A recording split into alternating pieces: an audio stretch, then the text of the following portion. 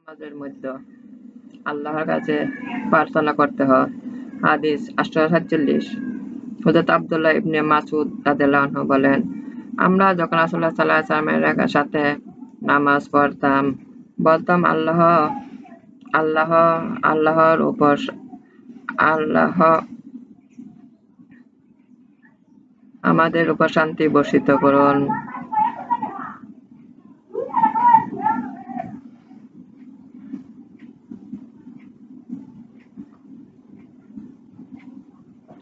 জিবরাইল এর উপর শান্তি বর্ষিত করুন।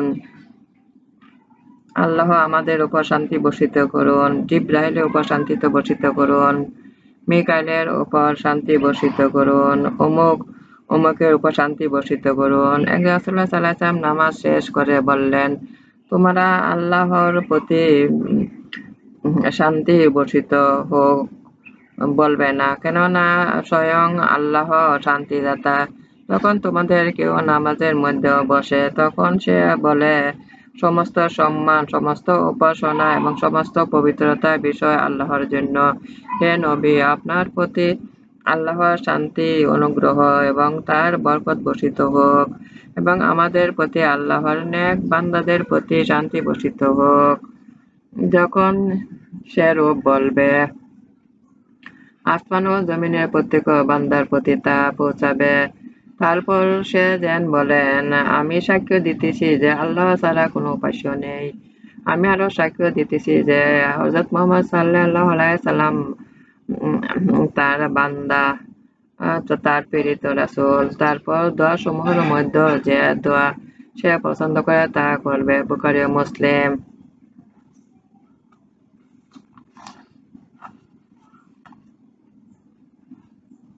রাসূলুল্লাহ সাল্লাল্লাহু আলাইহি সাল্লামের প্রতি দরুদ পাঠানোর নিয়ম। হাদিস 857।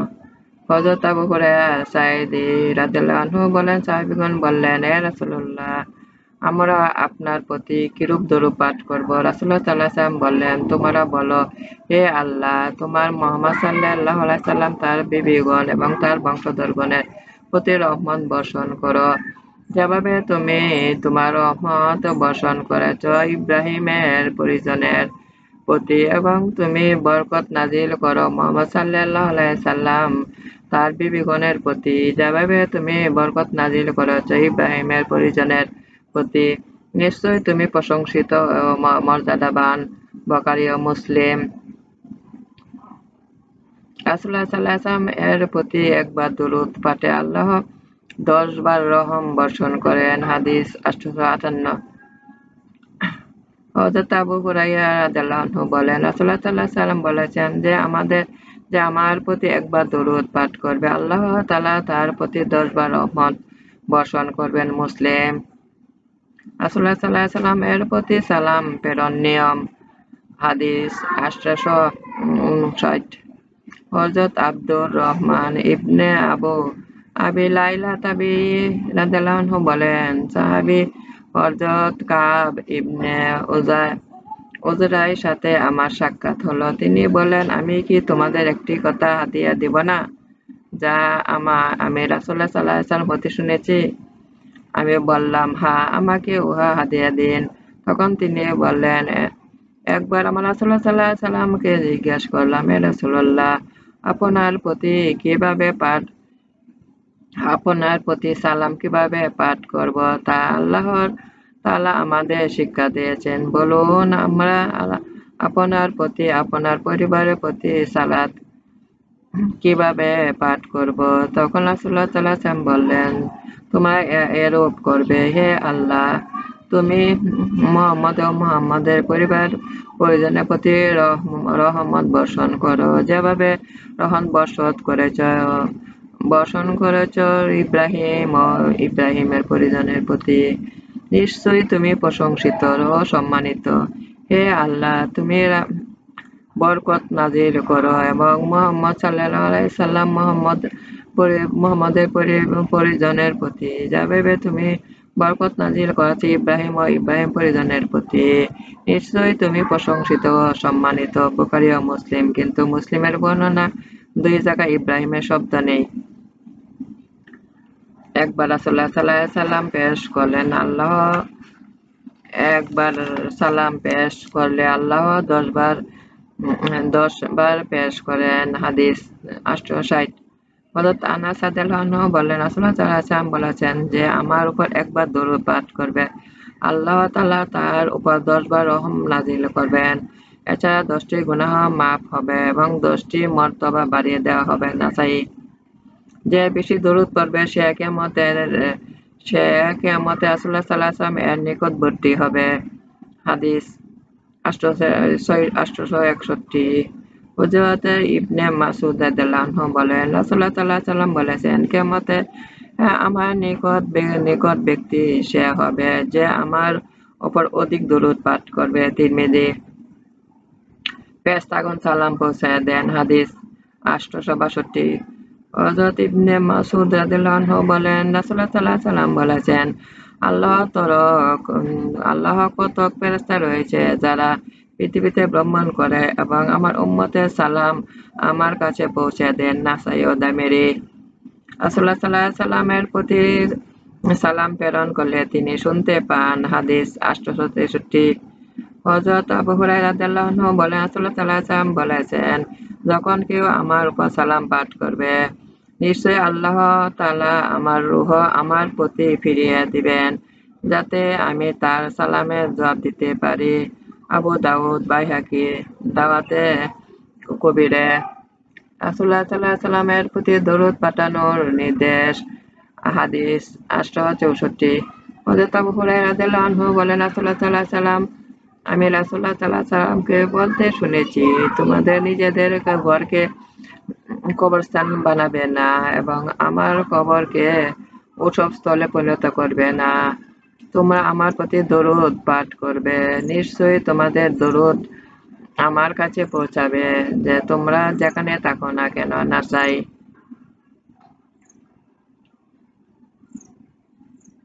রাসূলুল্লাহ সাল্লাল্লাহু আলাইহি ওয়াসাল্লামের প্রতি কি পরিমাণ দরুদ পাঠাতে হবে। হাদিস 867। হযরত উবাই ইবনে কাব রাদিয়াল্লাহু আনহু বলেন, আমি একদিন রাসূলুল্লাহ সাল্লাল্লাহু আলাইহি ওয়াসাল্লামকে জিজ্ঞাসা করলাম, হে রাসূলুল্লাহ, আমি আপনার উপর বহু দরুদ পাঠ করি, বলুন উহা কি পরিমাণ আপনার উপর দরুদ পাঠের জন্য নির্দিষ্ট করব? রাসূলুল্লাহ সাল্লাল্লাহু আলাইহি ওয়াসাল্লাম বললেন, যে পরিমাণ তুমি চাও। আমি বললাম 4/1 তিনি বললেন, তুমি যা চাও, তবে আরো বেশি করে তা পক্ষে কল্যাণকর হবে। আমি বললাম, তাহলে কি অর্ধেক? রাসূলুল্লাহ সাল্লাল্লাহু আলাইহি ওয়াসাল্লাম বললেন, তুমি যা পছন্দ করো, তবে যদি আরো বেশি করো তাও তোমার পক্ষে কল্যাণকর হবে। আমি বললাম, তাহলে কি 3/2? রাসূলুল্লাহ সাল্লাল্লাহু আলাইহি ওয়াসাল্লাম বললেন, তুমি পছন্দ করো তাহলে সম্পূর্ণ আপনার জন্য নির্দিষ্ট করব। রাসূলুল্লাহ সাল্লাল্লাহু আলাইহি ওয়াসাল্লাম বললেন, তবে এখন তোমার মকসুদ পূরণ হবে এবং তোমার গুনাহ মাফ করা হবে। তিরমিজি। দোয়া ধীর-স্থিরভাবে করতে হয়। হাদিস 868। হযরত তালহা ইবনে উবাইদ রাদিয়াল্লাহু আনহু বলেন, একদা রাসূলুল্লাহ সাল্লাল্লাহু আলাইহি ওয়াসাল্লাম বসেছিলেন, এমন সময় এক ব্যক্তি এলো এবং নামাজ পড়ল। তারপর সে বলল, হে আল্লাহ, আমাকে ক্ষমা করো, আমাকে দয়া করো। তখন বললেন, হে মুসল্লি, দোয়াতে তাড়াতাড়ি করলে। যখন তুমি নামাজ পড়বে তারপর দোয়ার জন্য বসবে, প্রথমে আল্লাহ গুণগান করবে যার যোগ্য তিনি, তারপর আমার উপর দরুদ পাঠ করবে, তারপর দোয়া করবে। ফাজালা বললেন, এরপর এক ব্যক্তি এসে নামাজ পড়ল, তারপর আল্লাহর গুণগান করলো এবং রাসূলুল্লাহ সাল্লাল্লাহু আলাইহি ওয়াসাল্লামের প্রতি দরুদ পাঠ করলো। তখন রাসূলুল্লাহ সাল্লাল্লাহু আলাইহি ওয়াসাল্লাম তাকে বললেন, হে মুসল্লি, আল্লাহর কাছে কিছু প্রার্থনা করো, তা কবুল করা হবে। তিরমিজি। আবু দাউদ ও নাসাই অনুরূপ বর্ণনা করেছেন। দোয়া করার পূর্বে দুরূদ পাঠ করতে হয়। হাদিস 869। হযরত আব্দুল্লাহ ইবনে মাসউদ রাদিয়াল্লাহু আনহু বলেন, একদিন আমি নামাজ পড়েছিলাম আর রাসূলুল্লাহ সাল্লাল্লাহু আলাইহি ওয়াসাল্লাম সেখানে উপস্থিত ছিলেন এবং আবু বকর ওমরও সাথে ছিলেন। আমি যখন বললাম, প্রথমে আল্লাহ তাআলা গুণগান করলাম, তারপর রাসূলুল্লাহ সাল্লাল্লাহু আলাইহি ওয়াসাল্লামের উপর দুরূদ পাঠ করলাম। তারপর আমার নিজের জন্য দোয়া করতে লাগলাম। তখন রাসূলুল্লাহ সাল্লাল্লাহু আলাইহি ওয়াসাল্লাম বললেন, প্রার্থনা করো, তোমার দোয়া হবে, প্রার্থনা করো, তোমার দেওয়া হবে। পূর্ণ দরুদ পড়লে পূর্ণ সওয়াব পাওয়া যায়। হাদিস 870। হযরত আবু হুরায়রা রাদিয়াল্লাহু আনহু বলেন, রাসূলুল্লাহ সাল্লাল্লাহু আলাইহি ওয়াসাল্লাম বলেছেন, যে ব্যক্তি পূর্ণ মাফে পেতে ভালোবাসেন, যে যখন আমার উপর আহলে বায়াতের উপর দরুদ পাঠ করে তখন যেন বলে, হে আল্লাহ, উম্মে নবী মুহাম্মদ, তার স্ত্রীগণ, যারা মুমিনগণের মাথায়, তার বংশধর, পরিবার পরিজন গণের উপর রহমত নাজিল করো, যেভাবে তুমি ইব্রাহিমের পরিজনের উপর রহম নাজিল করেছ।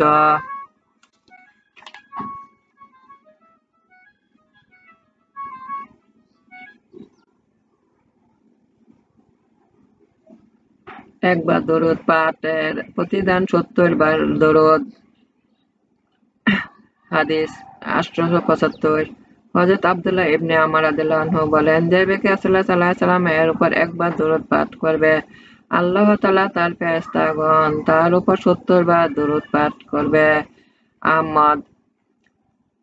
নামাজে আল্লাহর আশ্রয় প্রার্থনা করতে হয়। হাদিস 876।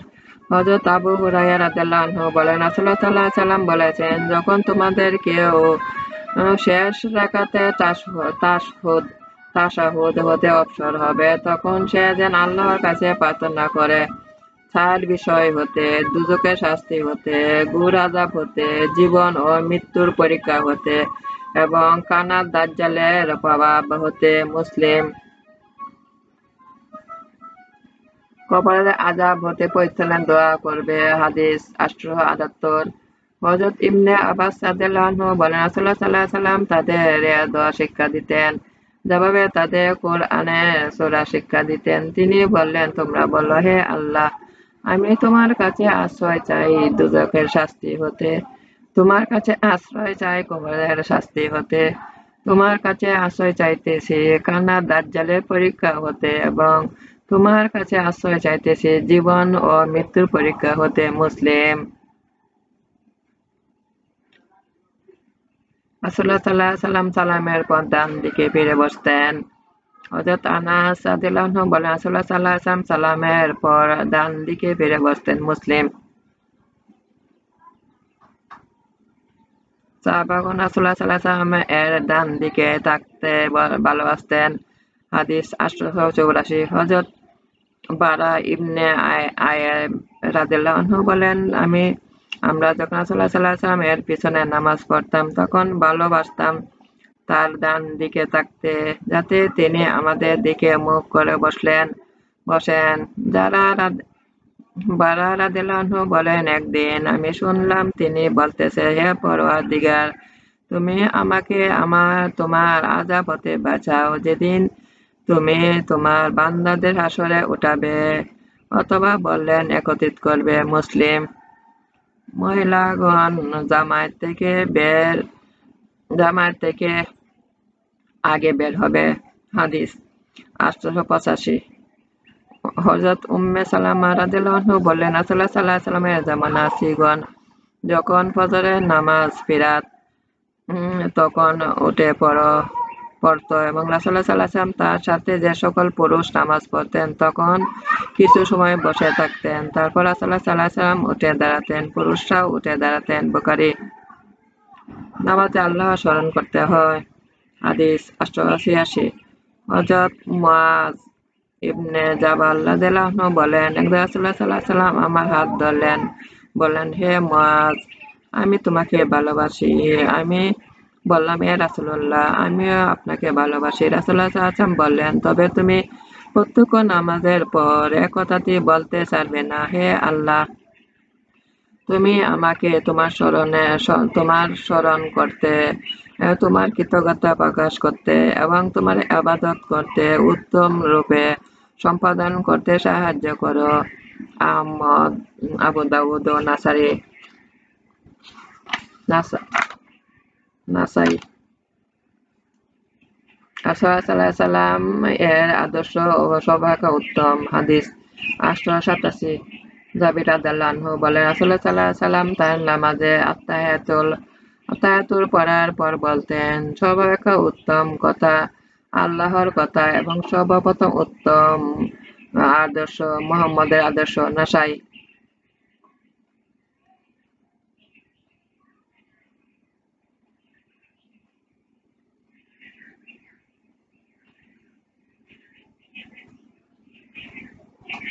নামাজের দোয়া ও দরুদ পড়তে হয়। হাদিস 894। সাদ্দাত ইবনে আওস রাদিয়াল্লাহু আনহু বলেন, রাসূলুল্লাহ সাল্লাল্লাহু আলাইহি ওয়াসাল্লাম নামাজের মধ্যে এরূপ দোয়া করতেন, হে আল্লাহ, আমি তোমার কাছে প্রার্থনা করি তোমার কাজের দায়িত্ব ও সৎ পথে দৃঢ়তা। আমি তোমার কাছে প্রার্থনা করি তোমার নেয়ামতের কৃতজ্ঞতা এবং তোমার ইবাদতের উত্তম রূপে করার শক্তি। আমি তোমার কাছে প্রার্থনা করি সরল অন্তর ও সত্য বাক। আমি তোমার কাছে প্রার্থনা করি যা তুমি ভালো বলে জানো এবং তোমার কাছে উহা হতে পানহা চাই যা তুমি মন্দ জানো। আমি তোমার কাছে প্রার্থনা করি আমার সেকালে অপাদের জন্য যা তুমি অবগত আছো। নাসাই। আহমদ।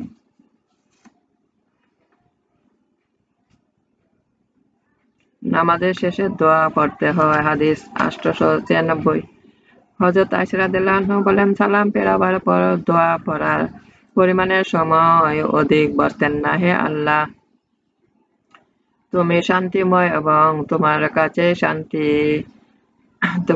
শান্তি, তোমার বরকতময়, হে প্রতাপ ও সম্মানের অধিকারী। মুসলিম। আল্লাহ ছাড়া কোনো মাবুদ নেই। হাদিস হযরত আব্দুল্লাহ ইবনে জুবাইর রাদিয়াল্লাহু আনহু বলেন, রাসূলুল্লাহ সাল্লাল্লাহু আলাইহি ওয়াসাল্লাম। হাদিস 899।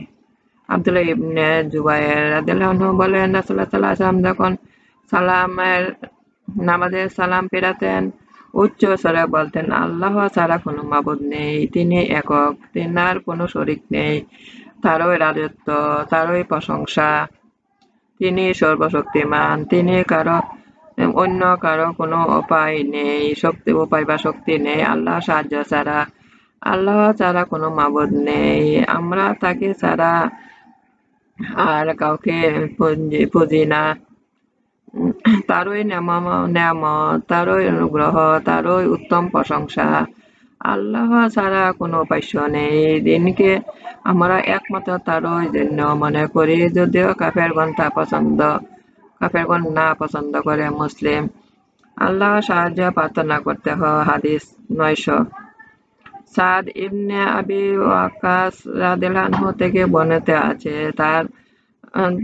তিনি তার সন্তানদের কয়টি বাক্য শিক্ষা দিতেন এবং বলতেন, রাসূলুল্লাহ সাল্লাল্লাহু আলাইহি ওয়াসাল্লাম নামাজের পর এই সকল বাক্য দ্বারা আল্লাহর কাছে আশ্রয় চাইতেন। হে আল্লাহ, আমি তোমার কাছে আশ্রয় চাই কাপুরুষতা, কৃপণতা, অকর্মতা, বয়স থেকে, এবং তোমার কাছে আশ্রয় চাই দুনিয়ার ফিতনা ও কবরের শাস্তি থেকে। বুখারী। আল্লাহ যাকে ইচ্ছা দান করেন। হাদিস 901। হযরত আবু হুরায়রা রাদিয়াল্লাহু আনহু বলেন, একদিন নিঃস্ব মুজাহিদগণ রাসূলুল্লাহ সাল্লাল্লাহু আলাইহি ওয়াসাল্লামের কাছে এসে বললেন, হে রাসূলুল্লাহ, ঐশ্বর্যশালী লোকেরাই বড় বড় মর্যাদা, সওয়াব, স্থায়ী নিয়ামত নিয়ে গেলেন। রাসূলুল্লাহ সাল্লাল্লাহু আলাইহি ওয়াসাল্লাম বললেন, এটা কেমন কথা? তারা বললেন, ঐশ্বর্যশালী লোকেরা নামাজ পড়েন এবং আমরাও নামাজ পড়ি, তারা রোজা রাখেন যেমন আমরা রোজা রাখি, কিন্তু তারা দান খয়রাত করেন আর আমরা দান খয়রাত করতে পারি না। তারা দাস দাসী আজাদ করেন এবং আমরা দাস দাসী আজাদ করতে পারি না। এটা শুনে রাসূলুল্লাহ সাল্লাল্লাহু আলাইহি ওয়াসাল্লাম বললেন, আমি কি তোমাদের একটি বিষয় বলে দেব না, যা দ্বারা তোমাদের হতে এগিয়ে গেছে তার মর্তবা লাভ করবে, যার দ্বারা তোমরা তোমাদের পূর্ববর্তীদের চেয়ে এগিয়ে যাবে। আর তোমাদের শ্রেষ্ঠতর কেহ হবে না, কিন্তু তোমরা যা করবে যদি তা উহার অনুরূপ করো। তারা বললেন, হ্যাঁ, বাতলাইয়া দিন এ রাসূলুল্লাহ সাল্লাল্লাহু আলাইহি ওয়াসাল্লাম। রাসূলুল্লাহ সাল্লাল্লাহু আলাইহি ওয়াসাল্লাম বললেন, তোমরা প্রত্যেক নামাজের পর 33 বার সুবহানাল্লাহ, আল্লাহু আকবার, আলহামদুলিল্লাহ বলবে। সাহাবী আবু সালেহ বলেন, অতঃপর দ্বিতীয়বার গরীব মুজাহিদগণ রাসূলুল্লাহ সাল্লাল্লাহু আলাইহি ওয়াসাল্লাম খেদমতে এলে বললেন, এ রাসূলুল্লাহ, আমাদের ধনী ভাইগণ এটা শুনেছি এবং তারাও আমাদের অনুরোধ করেছেন। তখন রাসূলুল্লাহ সাল্লাল্লাহু আলাইহি ওয়াসাল্লাম বললেন, আল্লাহর দান যাকে ইচ্ছা তিনি তাকে তা দান করেন। বুখারী ও মুসলিম। কিন্তু আবু সালেহ থেকে পরবর্তীতে কথাগুলি শুধু মুসলিমই বর্ণনা করেছেন। বুখারী অপর 33 বারের পরিবর্তে 10 বার সুবহানাল্লাহ, 10 বার আলহামদুলিল্লাহ, 10 বার আল্লাহু আকবার বলার কথা রয়েছে। নামাজের সাথে তাসবিহ পড়া। হাদিস 902। হযরত কাব ইবনে উজরা রাদিয়াল্লাহু আনহু বলেন, রাসূলুল্লাহ সাল্লাল্লাহু আলাইহি ওয়াসাল্লাম বলেছেন, প্রত্যেক নামাজের পরে কতিপয় বাক্য আছে যেগুলি যারা বলে বা করবে তারা কখনো নিরাশ হবে না। 33 বার সুবহানাল্লাহ, 33 বার আলহামদুলিল্লাহ, 34 বার আল্লাহু আকবার। মুসলিম। শেষ সাথে নামাজ কবুল হয়। হাদিস হযরত আবু উমামা বাহিলী রাদিয়াল্লাহু আনহু বলেন, একদা রাসূলুল্লাহ সাল্লাল্লাহু আলাইহি ওয়াসাল্লামকে জিজ্ঞাসা করা হলো, হে রাসূলুল্লাহ, কোন দোয়া দ্রুত কবুল হয়? তিনি বলেন, শেষ সাথে এবং ফরজ নামাজের পরে দোয়া। তিরমিজি।